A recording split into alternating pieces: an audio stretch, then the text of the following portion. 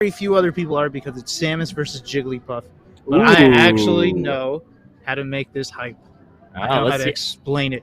I know how to sell it so people know what to look for and enjoy it. Okay, from the Samus end, what should we be looking for?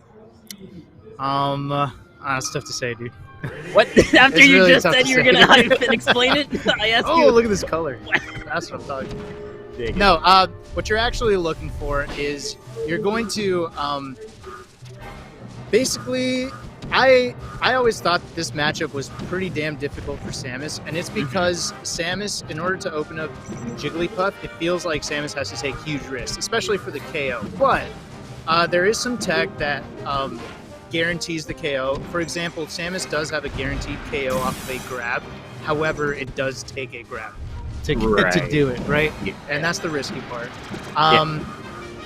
What grab? Is it down throw, something? Down throw, you could sweet spot a back air just like that. At every DI except for the, I think it's the most furthest down and away DI, but you could just meet that with a nair instead.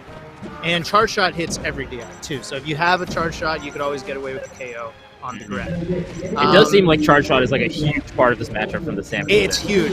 The way Duck described it to me, it's the charge shot is the only reason that Samus could stand a chance. And in this matchup, to Samus's favor, Samus does get a lot of opportunities to charge it because Jigglypuff, even if you're getting these little stray hits with the tilt, etc., Jigglypuff is going to fly away and you're going to have that time to charge it. You don't really go out there to try to edge guard off stage against Jigglypuff because it's fruitless.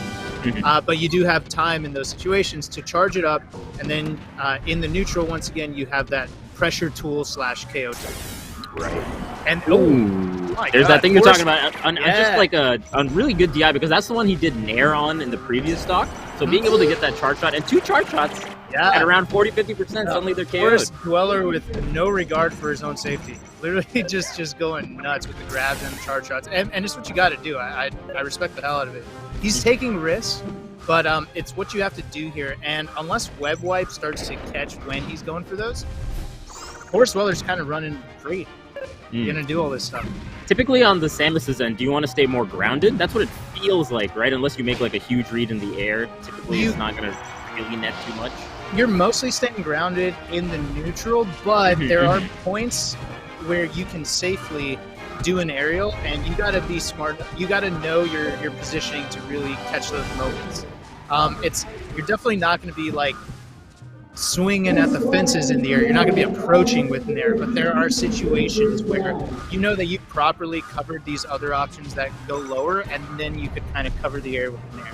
Yeah, we're seeing just a lot of like jabs in play, or jab like wave dash forward jab, wave dash back jab, and just kind of baiting Jigglypuff to get in a position where you could get the neutral air. But yeah, just grounded Samus seems to be doing pretty well here, getting the forward smash there.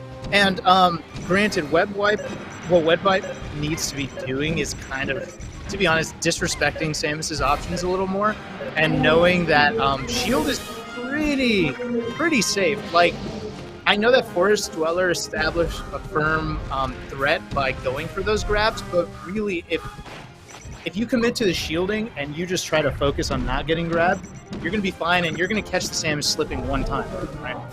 And that's a whole stock conversion. So a little too much. And honestly, what you said exactly happened there, because we saw Webwipe going with way more of like aggressive back airs, really on top of the shield, and we didn't see like any up Bs out of shield either from the Samus's end. So it was just a lot of like relatively safe shield pressure, and then not the greatest DI too on some of those back air sequences that we saw. But really good on Webwipe to turn it up on the last stock with that aggression. Really awesome, man. I felt like Forrest Dweller was definitely in the lead at a certain point. I don't know what happened to those stocks, but they disappeared.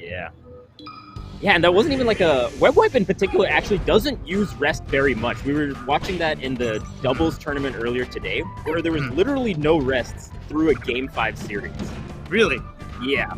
So that's definitely like a stylistic choice of Webwipe in particular. So you think it's a stylistic choice, or a lack of comfort with the rest?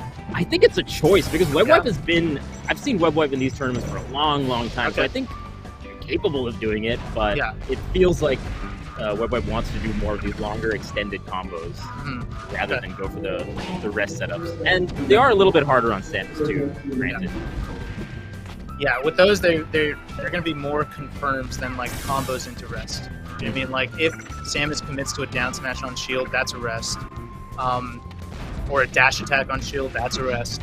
Yeah, they're confirms. Like yeah, exactly. How do you feel about this counter pick from Samus's end? What would you typically go? It's good in the sense that Jigglypuff dies quicker, but actually, the meta to me feels like Samus should have more space to be able to, because with a strong hit, you're going to kill Jigglypuff at relatively low percents anyways. What you want more of is space to play that grounded game, and Jigglypuff does a great job of cornering you, so the more space you have, the less cornerable you are. Mm-hmm. And in the neutral, whenever you get away with your nairs, or sorry, with your forward tilts or anything that sends the Jigglypuff kind of far away, that's when you can charge your shard shot, and that's going to be your KO option anyways, and that's going to kill pretty effectively on Dreamland, whether it's Dreamland or Yoshi's, etc. I used to actually strike 2 something like Dreamland on game 1 pretty regularly. But Yoshi's is not bad, definitely not bad. But if this doesn't work out, I'd like to see Forest Dweller consider the Dreamland option, even though it's a little counterintuitive to think, oh, I'm going to take Jigglypuff at a stage where she lives longer. Right? Is there something that might split the difference, like Stadium or something like that, where it's still pretty long and relatively big compared to Yoshi? Stadium will be a better choice overall. Actually, that's probably where it should have gone initially. None of those are terrible, but it's just, I think it's a bait to believe that Dreamland is really bad. Yeah, that's fair. For Samus in this matchup.